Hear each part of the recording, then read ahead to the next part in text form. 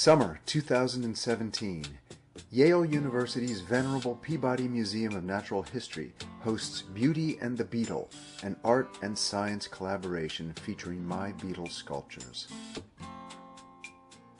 The exhibit also includes these gorgeous stacked focus images of beetles.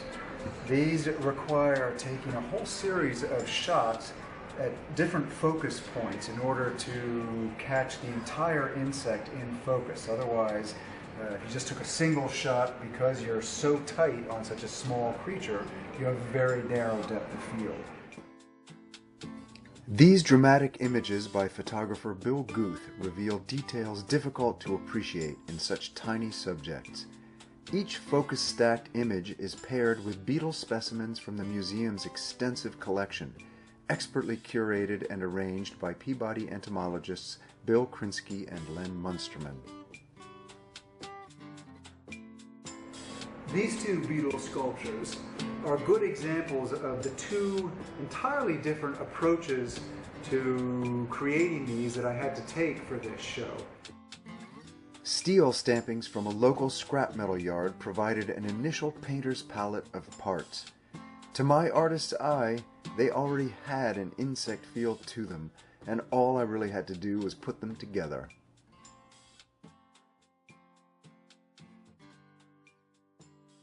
This beetle was made essentially from these brake parts, and I really didn't change them a great deal. I might have cut a little corner off here and there, but essentially I assembled the pieces that I found.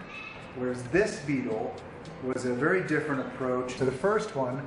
All of these shapes were made with actually flat plate metal pieces. The horns on this guy were very involved in putting together, all assembled out of small pieces, welded, then the welds filled and ground back. Quite a complicated process. Several of the sculptures refer to specific species. The scarab beetle Dicranocephalus wallicki is unmistakably the model for this sculpture. The longhorned beetle Salidinathus friendi inspires this one. Anatomical details highlighted with visual cues connect the sculpture with adjacent beetle specimens.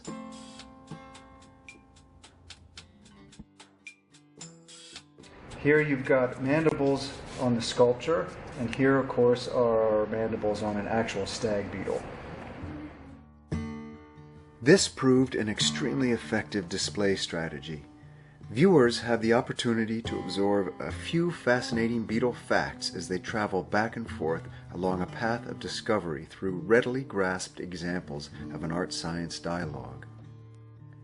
Peabody exhibit designer Laura Friedman did a wonderful job with this show. Balancing sculpture, photographs, and the exquisite complexity of the beetles themselves, she put together a highly accessible and informative viewing experience for everyone. As far as I was concerned, it was a perfect example of what an art science exhibit can aspire to be. But the proof is really in the pudding. In this case, as I watched these children interact with the work, I knew we had achieved no small degree of success.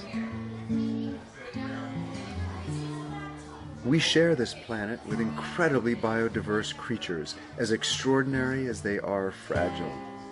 Art and science together can help us observe them with fresh eyes.